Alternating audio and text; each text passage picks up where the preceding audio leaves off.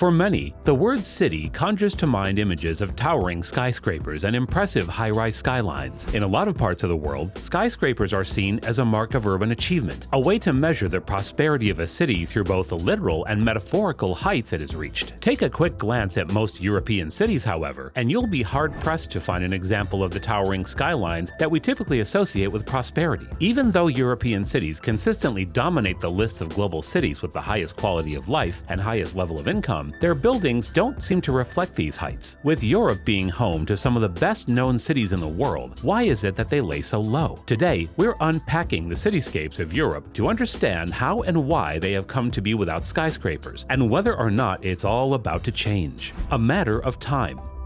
It was in the late 19th century when the interest in building skyscrapers first rose to prominence, primarily in the US cities of Chicago and New York. By this time, the majority of European cities were already firmly established, with many already existing as thriving urban centers for thousands of years. While a great deal of the cities developing in the USA during this time were the result of very conscious and calculated urban planning, the layouts of European cities were produced by centuries upon centuries of organic urban development. The old age of European cities, even in the 19th century, had a great impact on the availability of plots and land large enough to support the construction of these large structures. Many European cities still make use of the same narrow, winding streets that have stood since medieval times, making the logistics of large-scale construction even more complex than usual. While cities in the US were pioneering the project of high-rise architecture, European cities were largely content to maintain their centuries-old layouts. To complicate matters even further, many European cities rest on top of what is essentially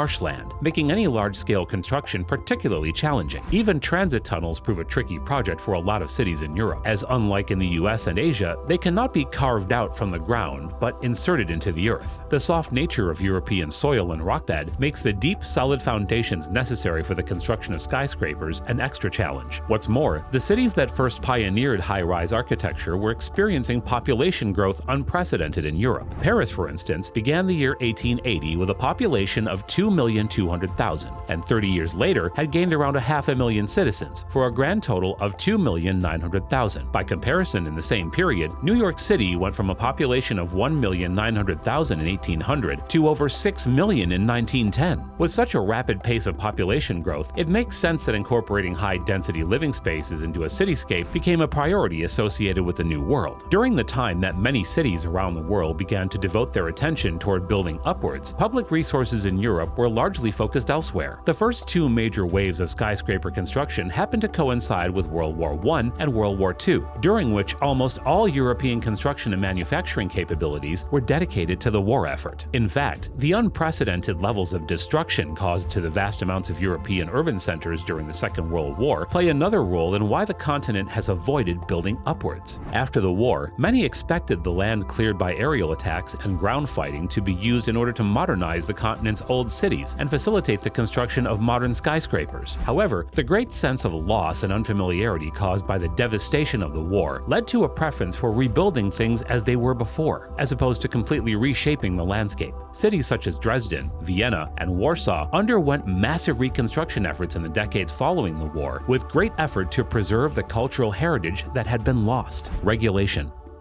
In the 1960s, as the focus on post-war reconstruction faded from priority, some European cities began to dip their toes into the world of high-rise architecture. In particular, the Belgian capital of Brussels became the site of a number of taller developments that took place in increasingly gentrified neighborhoods. This first began with the city's preparation for the 1958 World's Fair, or Expo 58, for which many buildings were demolished and redeveloped with little regard to what historical, social, or architectural significance they may hold. Ambitious building projects began to sprout up in an effort to rapidly increase the amount of urban spaces for living and working, as well as streamline transportation. The planning and development of these high-rises was altogether laissez-faire and without pattern, and citizens and public authorities quickly realized that this lax approach to zoning and urban planning was becoming a problem. Throughout the 1970s, environmentalists and preservationists began to lobby the government with increasing intensity to do something about the rampant redevelopment of the city. In response, laws were put into place that restrict the demolition of sites and buildings buildings that may hold cultural or historical significance, which greatly slowed the rate of urban redevelopment. Many other European cities have adopted similar policies regarding the protection of historic buildings. Most European cities are home to historic centers, and any plans for urban redevelopment give priority to the preservation of these historic quarters. The desire to preserve historic and culturally significant sections of cities has largely shaped the European attitude toward their urban zoning laws. Zoning.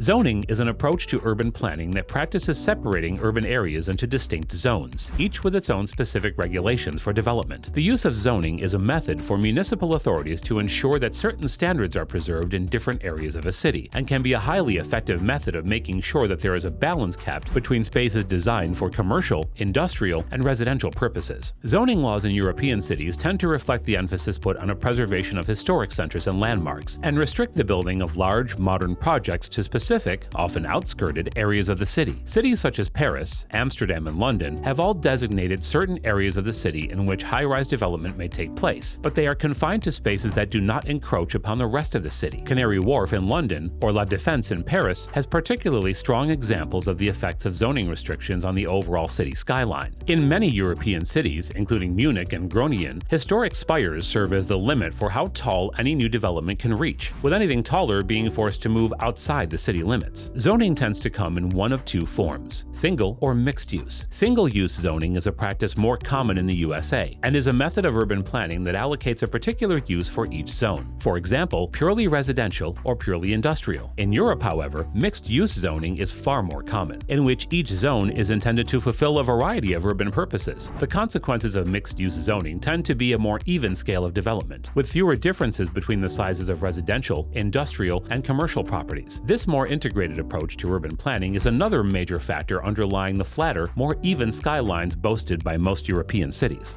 A matter of mindset.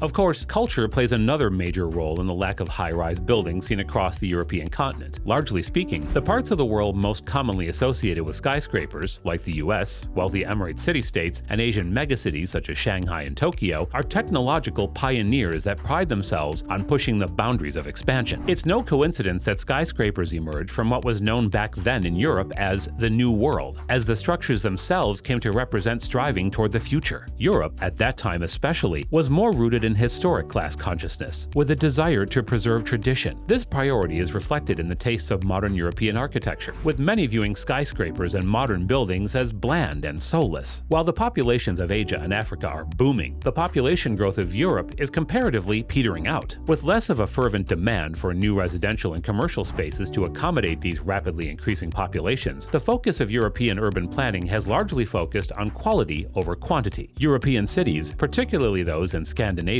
Switzerland, and Western Europe, consistently rank among lists of the best cities to live in the world. They are known for their high living standards, well-connected public transportation networks, and upkeep of municipal spaces. Sustainability and the promotion of urban green spaces are also of particular importance in most European cities, and keeping construction projects to a more modest scale lies at the heart of protecting nature and encouraging moderation and development. Moving forward.